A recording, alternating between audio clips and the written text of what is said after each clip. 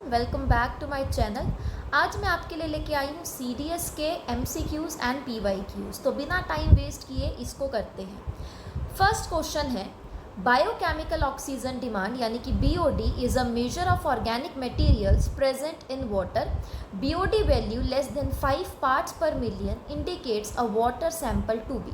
अब देखो, जब भी हम बात करते हैं ना बायोकेमिकल ऑक्सीजन डिमांड यानी कि BOD के बारे में, तो देखो नाम में क्या लिखा हुआ है, बायोकेमिकल ऑक्सीजन डिमांड यानी कि ऑक्सीजन की डिमांड कितनी है। अगर मान लो ऑक्सीजन की डिमांड ज़्यादा है यानी कि पानी के अंदर ऑर्गेनिक वेस्ट ज़्यादा है, ऑर्गेनिक वेस्ट ज़्यादा होने की वजह से वहाँ पे जो माइक्रो ऑर्गेनिज्म है उनको ऑक्सीजन की रिक्वायरमेंट ज़्यादा है, ठीक है, ताकि वो उसको ख़त्म कर सके। अब यहाँ पे देखो, अगर मान लो BOD जो है वो कम बोली हुई है, क्वेश्चन के अंदर हमें कितना बोला हुआ है, 5 पार्ट्स पर मिलियन कम बोली हुई है। इसका मतलब क्या होगा, इसका मतलब ये होगा कि पानी के अंदर जो ऑर्गेनिक मैटर है, ऑर्गेनिक मैटर का वेस्ट है वो बहुत कम प्रेजेंट होगा, जिसकी वजह से ऑक्सीजन जो होगी वो क्या हो जाएगी, ज़्यादा होगी। तो इसको कैसे याद करोगे कि अगर BOD ज़्यादा है यानी कि ऑक्सीजन कम है। अगर मान लो BOD कम होगी यानी कि उस पानी के अंदर जो ऑक्सीजन, डिजॉल्व ऑक्सीजन है वो ज़्यादा होगी, यानी कि यहाँ पे जो आंसर बनेगा वो बनेगा ए ऑप्शन। एक बार इसके एक्सप्लेनेशन भी देख लो। हम क्या बोल रहे हैं कि जब हम बात करते हैं लो BOD के बारे में यानी कि लो बायो केमिकल ऑक्सीजन डिमांड के बारे में, तो उसका मतलब क्या होता है कि पानी के अंदर ऑर्गेनिक मटेरियल जो है वो काफ़ी कम प्रेजेंट है, ठीक है, जिसकी वजह से बेसिकली बैक्टीरिया जो है वो डिकम्पोज हो सकता है। यानी कि अब हम क्या बोल रहे हैं यहाँ पे कि अगर ऑर्गेनिक मटेरियल कम है तो यानी कि जो डिजॉल्व्ड ऑक्सीजन होगी वो ज़्यादा होगी एक्वेटिक लाइफ के लिए। इसका मतलब क्या है कि जो वाटर सैंपल है उसमें डिजॉल्व ऑक्सीजन जो होगी वो ज़्यादा होगी, ठीक है। नेक्स्ट क्वेश्चन करते हैं, for dry cleaning in the place of tetrachloroethane, liquefied carbon dioxide with suitable detergent is an alternative solvent. What type of harm to the environment will it prevented by stopping use of tetrachloroethane? देखो, जब भी हम dry clean करते हैं ना तो हम वहाँ पे क्या यूज़ कर रहे होते हैं, टेट्राक्लोरोइथेन का इस्तेमाल कर रहे होते हैं।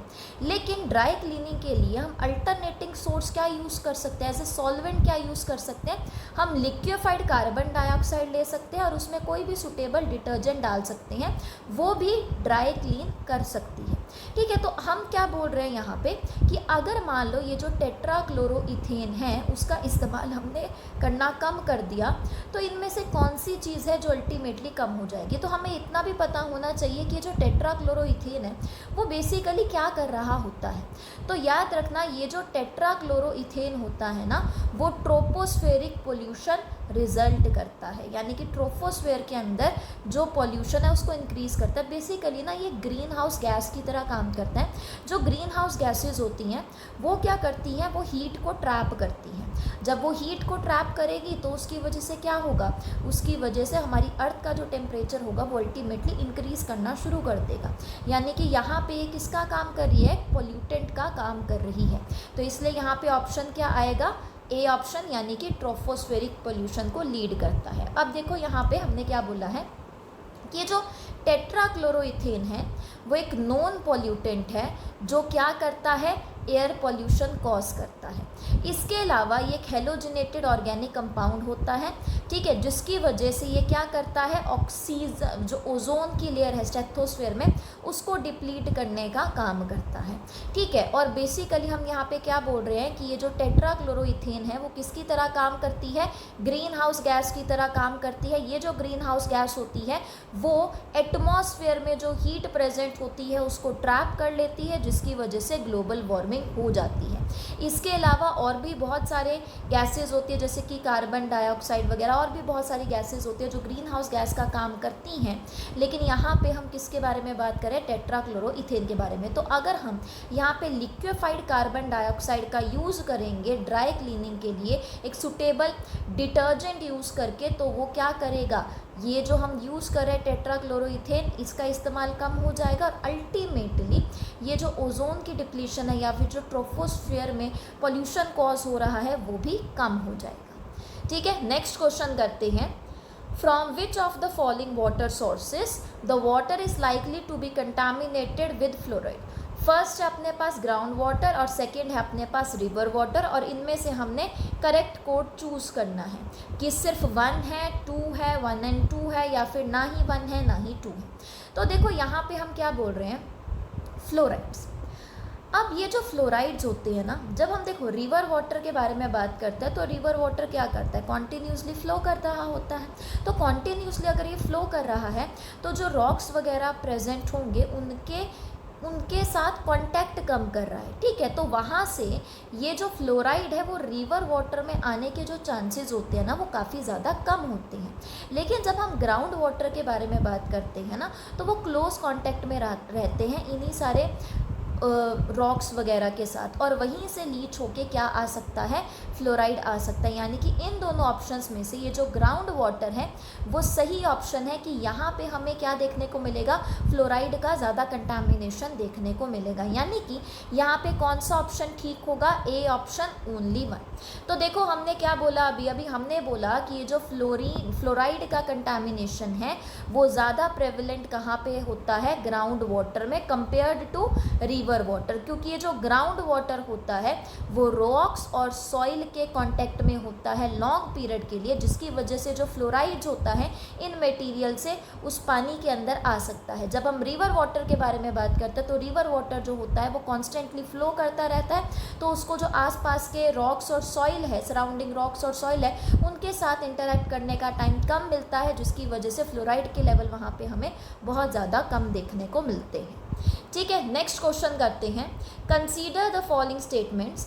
फर्स्ट स्टेटमेंट है अल्ट्रा वायलेट रेज, यानी कि ये जो यूवी रेज है coming from sun causes skin cancer. ये तो सबको पता ही है कि ये जो यूवी रेज होती हैं जो कि सन से आ रही है, वैसे इसको प्रिवेंट करने का काम कौन करता है, ओजोन करता है, लेकिन ओजोन की डिप्लीशन भी हो रही है, राइट। तो ये जो यूवी रेज है जो सन से आ रही है वो क्या कॉज कर सकते हैं, वो स्किन कैंसर कॉज कर सकता है। तो ये वाली स्टेटमेंट तो क्या है अपने पास, ठीक स्टेटमेंट है। सेकेंड स्टेटमेंट है Taj Mahal is threatened bye pollution from sulphur dioxide. तो ये भी स्टेटमेंट बिल्कुल ठीक है। देखो जब हम एसिड रेन के बारे में बात करते हैं ना तो हम हमारे एटमॉस्फेयर में 2 तरीके के पॉल्यूटेंट्स के बारे में बात कर रहे होते हैं। कौन कौन से पॉल्यूटेंट, एक तो नाइट्रोजन ऑक्साइड का पॉल्यूटेंट और एक हम यहाँ पे बात कर रहे होते हैं सल्फर के ऑक्साइड का पॉल्यूटेंट। तो यहाँ पे वेरियस काइंड्स के एसिड बनते हैं, जैसे कि सल्फरस एसिड हो सकता है, सल्फ्यूरिक एसिड हो सकता है, नाइट्रिक एसिड हो सकता है। जैसे अगर मैं यहाँ पे सल्फर डाइऑक्साइड के बारे में बात करूँ, जब ये पानी के साथ रिएक्ट करता है सल्फरस एसिड बनाता है। अगर SO3 पानी के साथ रिएक्ट करता है तो वो सल्फ्यूरिक एसिड बना देता है, ठीक है। तो इसी एसिड रेन की वजह से ये जो ताजमहल है उसका भी जो मार्बल था ना वो पहले कैसा था, बिल्कुल वाइट था, अब वो कैसा हो चुका है, येलो हो चुका है। यानी कि Taj Mahal is threatened bye pollution from sulphur dioxide. तो ये वाली स्टेटमेंट भी करेक्ट स्टेटमेंट है। क्वेश्चन में क्या है, चूज द करेक्ट स्टेटमेंट। तो करेक्ट स्टेटमेंट तो दोनों ही है, यानी कि यहाँ पे आंसर क्या बन जाएगा, बोथ 1 and 2। नेक्स्ट क्वेश्चन है स्टेटमेंट क्वेश्चन है। फर्स्ट है statement oxides of sulphur and nitrogen present in high concentration in air dissolves in rain drops. Second statement है oxy acids of sulphur and nitrogen makes rain water acidic. तो देखो एक बार दोबारा देखो, statement 1 में हमने क्या बोला कि जो सल्फर और नाइट्रोजन का ऑक्साइड है अगर वो हाई कंसंट्रेशन में प्रेजेंट होगा एयर के अंदर तो वो किस में डिसॉल्व हो जाएगा, रेन ड्रॉप में। अभी हमने बात की ना एसिड रेन के बारे में। एसिड रेन में हमने क्या बोला था कि हमारे एटमॉस्फेयर में अगर 2 टाइप के पॉल्यूटेंट प्रेजेंट होंगे, कौन कौन से, सल्फर के ऑक्साइड एंड नाइट्रोजन के ऑक्साइड, तो वो क्या करेंगे, वो एयर में जो भी वाटर ड्रॉपलेट्स हैं उनके साथ रिएक्ट कर जाएंगे, ठीक है। यानी कि ये स्टेटमेंट अपने पास कैसी स्टेटमेंट है, करेक्ट स्टेटमेंट है। सेकेंड स्टेटमेंट देखो, oxy acid of sulphur and nitrogen makes rain water acidic. Obviously ये जो ऑक्सी एसिड बने थे सल्फर के, जैसे सल्फ्यूरिक एसिड, सल्फरस एसिड, और अगर मैं ऑक्सी एसिड ऑफ नाइट्रोजन के बारे में बात करूँ जैसे नाइट्रिक एसिड, राइट, तो ये क्या करते हैं, ये रेन वाटर को एसिडिक बना देते हैं। तो ये वाली स्टेटमेंट भी क्या थी, ट्रू स्टेटमेंट थी। और ये जो सेकेंड स्टेटमेंट है वो ये बाकायदा बता रही है, एक्सप्लेन कर पा रही है कि ये जो स्टेटमेंट 1 है वो एसिड रेन कॉज करता है। यानी कि यहाँ पे कौन सा ऑप्शन बन जाएगा, both statements are correct and statement 2 is correct explanation of statement 1। ठीक है, अब देखो यहाँ पर वही सारी चीज़ें लिखी हुई हैं कि अगर मैं स्टेटमेंट 1 के बारे में बात करूँ तो हमने क्या बोला कि जो ऑक्साइड्स है सल्फर और नाइट्रोजन के, अगर वो हाई कंसंट्रेशन में प्रेजेंट होंगे एयर के अंदर तो फिर वो रेन ड्रॉप के साथ डिजॉल्व हो जाएंगे। ठीक है, सल्फर डाइऑक्साइड जैसे कि SO2, सल्फर ट्राइऑक्साइड यानी कि SO3 और नाइट्रोजन डाइऑक्साइड यानी कि NO2, ये रेन वाटर के अंदर डिजॉल्व हो सकते हैं। और स्टेटमेंट 2 में हमने क्या बोला कि जो ऑक्सी एसिड होते हैं सल्फर के और नाइट्रोजन के, वो रेन वाटर को एसिडिक कर देते हैं। जो मैंने अभी ऊपर वाले क्वेश्चन में बताया था वही है यहाँ पे भी कि ये जो सल्फर डाइऑक्साइड है जब पानी के साथ रिएक्ट करता है तो सल्फरस एसिड बना देता है। जब ये सल्फर ट्राइऑक्साइड पानी के साथ रिएक्ट करता है तो क्या बना देगा, सल्फ्यूरिक एसिड बना देगा। जब नाइट्रोजन डाइऑक्साइड पानी के साथ रिएक्ट करता है तो वो क्या बना देगा, नाइट्रस एंड नाइट्रिक एसिड बना देगा, जिसकी वजह से क्या होगा, रेन वाटर का pH हो जाएगा कम और इससे क्या होगा, एसिड रेन हो जाएगी। तो ये जो स्टेटमेंट 2 है वो एक्सप्लेन कर रहा है कि ये जो स्टेटमेंट 1 है वो क्या कॉज करेगी, एसिड रेन कॉज करेगी। ठीक है, नेक्स्ट क्वेश्चन करते हैं। Which of the following occupational health hazards commonly faced by workers of ceramics, pottery and glass industry. अब देखो जो भी लोग इन इंडस्ट्री के अंदर काम करते हैं, ceramic, pottery and glass industry, तो वहाँ पे ना काफ़ी ज़्यादा सिलिका डस्ट देखने को मिलती है। और ये जो सिलिका डस्ट है जब तुम इनहेल करोगे, क्योंकि फाइन पार्टिकल्स होते हैं काफ़ी, तो ये जो फाइन पार्टिकल्स हैं वो साथ के साथ तुम्हारी बॉडी के अंदर जाएंगे और कहाँ पे चले जाएंगे, लंग्स के अंदर चले जाएंगे, जिससे क्या हो सकती है, लंग डिजीज़ हो सकती है। राइट, तो ये लंग डिजीज़ बेसिकली किसको बोला जाता है, सिलिकोसिस। सिलिकोसिस लंग डिजीज़ होती है, किसकी वजह से होती है, सिलिका डस्ट की वजह से होती है। क्या देखो, खुद सोचो कि ये जो सिरामिक्स, पोट्री या ग्लास इंडस्ट्री में जो काम कर रहे हैं, क्या गॉल ब्लैडर में स्टोन फॉर्मेशन होगा, नहीं होगा। क्या मेलेनोमा होगा यानी कि स्किन कैंसर, नहीं, उससे नहीं होगा। लेकिन सिलिकोसिस यहाँ पे हो सकता है क्योंकि फाइन पार्टिकल्स जा रहे हैं लंग्स के अंदर। तो यहाँ पे कौन सा ऑप्शन ठीक हो जाएगा, सिर्फ थर्ड ऑप्शन यानी कि सिलिकोसिस ही ठीक है, यानी कि यहाँ पे बी ऑप्शन जो है वो ठीक ऑप्शन होगा। नेक्स्ट क्वेश्चन करते हैं। Ordinary dry air consist of the following. अब देखो जब भी हम नॉर्मल एयर के बारे में बात कर रहे हैं जो हमारे एटमॉस्फेयर में प्रेजेंट है, तो उसमें कौन कौन सी गैसेस प्रेजेंट होती है, नाइट्रोजन प्रेजेंट होती है, आर्गन होता है, ऑक्सीजन होता है, कार्बन डाइऑक्साइड होता है। हमने क्या करना है, इसको डिक्रीजिंग सीक्वेंस ऑफ परसेंटेज के हिसाब से लगाना है। डिक्रीजिंग सीक्वेंस यानी कि सबसे ज़्यादा हमारे एटमॉस्फेयर में कौन सी गैस प्रेजेंट होती है, नाइट्रोजन। राइट, फिर उसके बाद कौन सी प्रेजेंट होती है, फिर प्रेजेंट होती है ऑक्सीजन, फिर उसके बाद होती है आर्गन और फिर उसके बाद होती है कार्बन डाइऑक्साइड। यानी कि पहले आएगा नाइट्रोजन यानी कि 1, ठीक है, देन उसके बाद क्या आएगा, ऑक्सीजन यानी कि 3, फिर आएगा आर्गन यानी कि 2 एंड फिर आएगा कार्बन डाइऑक्साइड यानी कि 4। यानी कि कौन सा ऑप्शन ठीक हो जाएगा यहाँ पर, फोर्थ ऑप्शन बिल्कुल ठीक हो जाएगा। ठीक है, नाइट्रोजन अप्रॉक्सीमेटली कितने परसेंट प्रेजेंट होती है हमारे एयर में, 78%। ऑक्सीजन प्रेजेंट होती है 21%, आर्गन प्रेजेंट होती है 0.93%, और जब हम कार्बन डाइऑक्साइड के बारे में बात करते हैं तो ये कितनी प्रेजेंट होती है, 0.04% प्रेजेंट होती है। ठीक है, नेक्स्ट क्वेश्चन करते हैं। Consider the following statements. First statement है लिक्विफाइड नेचुरल गैस यानी कि LNG एक लिक्विफाइड है basically under extremely cold temperature and high pressure to facilitate storage और transportation in specially design vessel. तो ये बिल्कुल ठीक स्टेटमेंट है। देखो नाम में क्या लिखा है, लिक्विफाइड नेचुरल गैस LNG यानी कि नेचुरल गैस थी लेकिन हमने उसको क्या किया, लिक्विफाइड किया। लिक्विफाइड कैसे करोगे, या तो एक्सट्रीमली कोल्ड टेम्परेचर लगाओगे, कोल्ड टेम्परेचर लगाने से पार्टिकल पास आ जाते हैं, और साथ में क्या करना पड़ेगा, टेम्परेचर भी हाई रखना पड़ेगा। क्यों किया जाता है, ताकि हम इसको स्टोर कर सके या ट्रांसपोर्ट कर सके। राइट, तो यानी कि ये वाली जो स्टेटमेंट है वो बिल्कुल ठीक स्टेटमेंट है। सेकेंड स्टेटमेंट देखो, first LNG terminal in India was build in हजान। तो ये स्टेटमेंट गलत है। जो पहला LNG टर्मिनल था इंडिया के अंदर वो गुजरात में बना था। ठीक है, वो कहाँ पे बना था, गुजरात में बना था, यानी कि ये स्टेटमेंट क्या हो गई अपने पास, गलत स्टेटमेंट होगी। थर्ड स्टेटमेंट देखो, नेचुरल गैस लिक्विड यानी कि NLG are separated from LPG and this includes ethane, propane, butane and natural gasoline. तो ये भी बिल्कुल ठीक है, जब हम नेचुरल गैस लिक्विड्स के बारे में बात करते हैं और जब हम LPG यानी कि लिक्विफाइड पेट्रोलियम गैस, जो तुम्हारे सिलेंडर्स वगैरह होते हैं इसमें यही होती है, तो ये दोनों बिल्कुल अलग है, क्योंकि इसमें क्या प्रेजेंट होता है, ethane, propane, butane and natural gasoline present होता है। तो ये स्टेटमेंट भी बिल्कुल ठीक स्टेटमेंट है। तो क्वेश्चन में क्या पूछा हुआ है कि कितनी स्टेटमेंट यहाँ पे करेक्ट है, तो देखो फर्स्ट स्टेटमेंट करेक्ट थी, थर्ड स्टेटमेंट करेक्ट थी, सेकेंड स्टेटमेंट तो अपने पास गलत थी, यानी कि यहाँ पे आंसर क्या बनेगा, यहाँ पे आंसर बनेगा 1 and 3, यानी कि जो सेकेंड ऑप्शन है 1 and 3, यहाँ पे ये ठीक ऑप्शन होगा।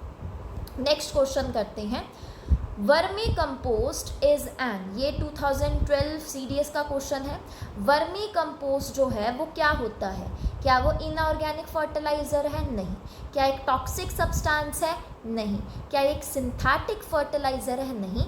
ये एक ऑर्गेनिक बायो फर्टिलाइज़र है। बेसिकली ये जो वर्मी कंपोस्ट होता है वो किससे बनता है, वो बनता है अर्थवॉर्म से। ये जो अर्थवॉर्म्स होते हैं वो क्या करते हैं, वो जितना भी ऑर्गेनिक मैटर प्रेजेंट होता है उसको ब्रेक डाउन करते हैं, जिसकी वजह से जो न्यूट्रिएंट्स है वो सारे बाहर निकल जाते हैं, ठीक है। तो वो क्या बनाता है, न्यूट्रिएंट रिच फर्टिलाइज़र बनाता है, ठीक है। तो यहाँ पे आंसर क्या आएगा, organic bio fertilizer. Next question है 2014 में आया था CDS के, chromium oxides in paints make the colour of paint. अगर पेंट के अंदर क्रोमियम ऑक्साइड है तो कलर क्या बनेगा, तो कलर बनेगा यहाँ पर ग्रीन। याद रखना, पेंट्स के बारे में भी हमें पता होना चाहिए, जो पेंट का कलर ग्रीन बनता है वो किसकी वजह से बनता है, वो बनता है क्रोमियम ऑक्साइड्स की वजह से, यानी कि फर्स्ट ऑप्शन यहाँ पे ठीक होगा। अगर हम वाइट पेंट के बारे में बात करें तो जो वाइट पेंट होते हैं उसमें जनरली जो पिगमेंट्स यूज़ किए जाते हैं वो है titanium dioxide and zinc oxide. जब हम रेड के बारे में बात करते हैं तो उसके अंदर आयरन ऑक्साइड का यूज़ किया जाता है। जब हम ब्लू पेंट्स के बारे में बात करते हैं तो उसके अंदर कोबाल्ट ब्लू वगैरह जैसे पिगमेंट्स तुम्हें देखने को मिल जाएंगे। और ग्रीन में क्या होता है, ग्रीन में प्रेजेंट होता है तुम्हारे पास क्रोमियम ऑक्साइड। नेक्स्ट क्वेश्चन करते हैं, द मेन कॉन्स्टिट्यूएंट ऑफ गोबर गैस और बायोगैस। इस गोबर गैस या बायोगैस का मेन कॉन्स्टिट्यूएंट क्या होता है, वो होता है मीथेन। मीथेन यानी कि CH4। अब देखो, जब हम बायोगैस के बारे में बात करते हैं ना, तो बायोगैस कैसे बनती है, जब मिथैनोजेंस यानी कि मीथेन प्रोड्यूसिंग बैक्टीरिया जो होते हैं वो बेसिकली कैसे होते हैं, एनएरोबिक बैक्टीरिया होते हैं, यानी कि बिना ऑक्सीजन के वो जिंदा रह सकते हैं, ठीक है। तो बायोगैस कैसे प्रोड्यूस होती है, जब एनएरोबिक डीकॉम्पोजिशन होती है। एनएरोबिक यानी कि विदाउट ऑक्सीजन जब डीकॉम्पोजिशन होती है ऑर्गेनिक मैटर की, ठीक है, तो वहाँ पे कौन सी गैस सबसे ज़्यादा निकलती है, मीथेन गैस निकलती है। वैसे तो दूसरी गैसेस भी निकलती है जैसे कि कार्बन डाइऑक्साइड हो गया, ठीक है, और भी बहुत सारी गैसेस निकलती है, ट्रेसेस में निकलती हैं, राइट। लेकिन मेन मोस्ट अबंडेंट और सबसे जो मेन कंपोनेंट होता है गोबर गैस का, वो क्या होता है, वो होता है मीथेन। नेक्स्ट क्वेश्चन करते हैं 2015 का CDS का question, which one among the following is used in gas welding. Gas welding में किसका इस्तेमाल किया जाता है, तो गैस वेल्डिंग में हम एसिटाइलिन का इस्तेमाल करते हैं। किसके साथ करते हैं, ऑक्सीजन गैस के साथ करते हैं। अब जब भी हम एसिटाइलिन के बारे में बात करते हैं तो बेसिकली इसको हम गैस वेल्डिंग में यूज़ ही क्यों कर रहे हैं, क्योंकि इसका जो हीट आउटपुट होता है वो काफ़ी ज़्यादा होता है, यानी कि काफ़ी ज़्यादा हीट प्रोड्यूस करती है जब हम इसको ऑक्सीजन के साथ कंबाइन करते हैं। तो जो वो फ्लेम निकलती है वो क्या कर सकती है, मेटल को भी मेल्ट कर सकती है। इसलिए हम यहाँ पे क्या यूज़ कर रहे हैं, एसिटाइलिन यूज़ कर रहे हैं। किसके साथ यूज़ कर रहे हैं, ऑक्सीजन के साथ यूज़ कर रहे हैं, ठीक है। नेक्स्ट क्वेश्चन है 2015 का CDS का question, which one of the following is non renewable resource. अब देखो, एक होते हैं अपने पास रेन्यूएबल रिसोर्स, रेन्यू यानी कि उसको तुम बार बार यूज़ कर सकते हो, वो बार बार दोबारा से नया बनता जाता है। जैसे सोलर एनर्जी, क्या ये ख़त्म होती है, नहीं, तुम्हें वो मिलती जा रही है, ठीक है। पानी भी मिलता जा रहा है। फिशरीज़ के अगर मैं बारे में बात करूं तो ठीक है कि अगर तुम ज़्यादा फिशेस वगैरह को मारना शुरू करोगे, है ना, या फिर करोगे तो बेसिकली क्या होगा कि अल्टीमेटली वो कम होना शुरू हो जाएंगी। लेकिन अगर तुम बैलेंस्ड वे में करोगे तो यहाँ पे ये जो फिशरीज़ है वो रिन्यूएबल रिसोर्स के अंदर आएगी। लेकिन जब हम कोल के बारे में बात करते हैं ना, तो कोल को बनने के लिए तो मिलियंस ऑफ ईयर्स लगते हैं। और ये किससे बना हुआ होता है? डेड रिमेन्स ऑफ प्लांट्स और एनिमल्स जो मिलियंस ऑफ ईयर्स पहले मर चुके हैं, तो उनसे बनता है ये कोल जो मिलियंस ऑफ ईयर्स लगा रहा है। देखो, तो क्या ये बहुत जल्दी रिप्लेनिश हो सकता है? नहीं हो सकता। यानी कि अपने पास यहाँ पे जो नॉन रिन्यूएबल रिसोर्स बनेगा वो क्या बनेगा? कोल बनेगा। तो नॉन रिन्यूएबल रिसोर्सेज कौन से होते हैं? जिसको मिलियंस ऑफ ईयर्स लग जाते हैं बनने के लिए, और वो ह्यूमन की लाइफ स्पैन में दोबारा से रिप्लेनिश नहीं हो सकते हैं। तो जो कोल है वो बेसिकली एक फॉसिल फ्यूल होता है जो किससे बनता है? एशियंट प्लांट्स एंड ट्रीज से बनता है। यानी कि डेड रिमेन्स ऑफ प्लांट्स और एनिमल से मिलता है जो कि मिलियंस ऑफ ईयर्स पहले मर चुके हैं। कोल को बनने के लिए मिलियंस ऑफ ईयर्स लगते हैं, यानी कि ये क्या हो गया? एक नॉन रिन्यूएबल रिसोर्स हो गया। नेक्स्ट क्वेश्चन 2016 का क्वेश्चन है, the synthetic rubber has replaced natural rubber for domestic and industrial purposes, which one of the following is the main reason behind it. आजकल अगर तुम देखोगे सिंथेटिक रबर ज़्यादा चलती है, जो नेचुरल रबर है वो ज़्यादा नहीं चलती है। ऐसा क्यों होता है? क्योंकि ये जो सिंथेटिक रबर है ना, इसको बनाना काफ़ी आसान होता है। ठीक है, अगर मैं जैसे बात करूँ नेचुरल रबर के बारे में, तो ये जो नेचुरल रबर होती है ना, वो कहीं कहीं ट्रीज से ही तुम्हें ऑब्टेन होगी। लेकिन जब हम बात करते हैं सिंथेटिक रबर के बारे में, तो उसको बड़ी आसानी से इंडस्ट्रीज़ के अंदर बनाया जा सकता है और बहुत ही लार्ज क्वांटिटी में बनाया जा सकता है। ठीक है, तो इसीलिए हम ज़्यादातर किसका इस्तेमाल करते हैं? सिंथेटिक रबर का। तो यहाँ पे ऑप्शन कौन सा आ जाएगा कि जो नेचुरल रबर है वो जो ग्रोइंग डिमांड है अलग अलग इंडस्ट्रीज़ की, उसको मीट कर नहीं पा रहा है, इसी की वजह से हम सिंथेटिक रबर का यूज़ कर रहे हैं। तो ये जो सिंथेटिक रबर है वो बहुत ही जल्दी प्रोड्यूस किया जा सकता है, लार्ज क्वांटिटीज़ में प्रोड्यूस किया जाता है as compare to natural rubbers. ये जो नेचुरल रबर्स होती है इनका जो ग्रोथ रेट होता है काफ़ी लिमिटेड होता है। ये जो ट्रीज़ होते हैं, रबर के ट्रीज़ होते हैं, वो पर्टिकुलर जोग्राफिकल एरिया में ही पाए जाते हैं। ठीक है, लेकिन सिंथेटिक रबर बहुत आसानी से और बहुत ज़्यादा क्वांटिटी में बनाया जा सकता है। नेक्स्ट क्वेश्चन है, लास्ट क्वेश्चन 2016 में पूछा गया था, the handle of pressure cooker is made of plastic because it should be made non conductor of heat, the plastic use their is the first man made plastic which is. अब देखो, जब भी हम बात करते हैं किसी कुकर के बारे में, तो ये जो कुकर होता है यहाँ पे इसका जो हैंडल होता है वो बेसिकली किसका बनाया होता है? प्लास्टिक का बनाया हुआ होता है। प्लास्टिक का क्यों बनाया हुआ होता है? क्योंकि हमें हैंडल कैसा बनाना पड़ना था? नॉन कंडक्टर ऑफ हीट, कि तुम कुकर को पकड़ सको। यहाँ पे अगर तुम छूओगे तो तुम्हें गरम गरम लगेगा, लेकिन अगर हैंडल को ही नहीं पकड़ पा रहे तो क्या फ़ायदा हुआ उसका, राइट? तो ये किसका बना हुआ होता है? प्लास्टिक का। और जो प्लास्टिक यहाँ पे यूज़ की जाती है वो फर्स्ट मैन मेड प्लास्टिक था। तो फर्स्ट मैन मेड प्लास्टिक जिसको हैंडल ऑफ प्रेशर कुकर बनाने में भी यूज़ किया जाता है वो है बेकलाइट। ठीक है, ये नाम याद रख लो, बेकलाइट। क्वेश्चन अलग से ऐसे भी आ सकता है, फर्स्ट मैन मेड प्लास्टिक कौन सा होता है? क्वेश्चन ऐसे भी आ सकता है कि जो प्रेशर कुकर का हैंडल होता है वो कौन से प्लास्टिक से बना हुआ होता है। क्वेश्चन ये भी आ सकता है कि जो स्विच बोर्ड्स वगैरह होते हैं वो किस प्लास्टिक के बने होते हैं, तो वहाँ पे भी क्या आंसर आएगा? बेकलाइट आएगा। बेसिकली जब भी हम बेकलाइट के बारे में बात करते हैं तो ये क्या होता है? ये एक थर्मोसेटिंग प्लास्टिक होता है। थर्मोसेटिंग प्लास्टिक का मतलब होता है कि हाई हीट में भी ना ये रीमोल्ड या फिर डिफॉर्म नहीं होता, यानी कि अपनी शेप को ये चेंज नहीं करता है। ठीक है, तो यहाँ पे आंसर क्या है अपने पास? बेकलाइट। ये जो बेकलाइट है वो क्या है? थर्मोसेटिंग प्लास्टिक है, हीट रेजिस्टेंट है, इसकी इंसुलेटिंग प्रॉपर्टीज़ होती हैं और ये आइडियल मटेरियल है ताकि प्रेशर कुकर के हैंडल्स बनाए जा सकें। ठीक है, तो यहाँ पे आज के क्वेश्चंस होते हैं ख़त्म। आई होप आपको सारे के सारे जो क्वेश्चंस हैं वो समझ में आए होंगे। कोई भी अगर आपको डाउट है तो आप कमेंट सेक्शन में लिख सकते हैं। Thank you so much.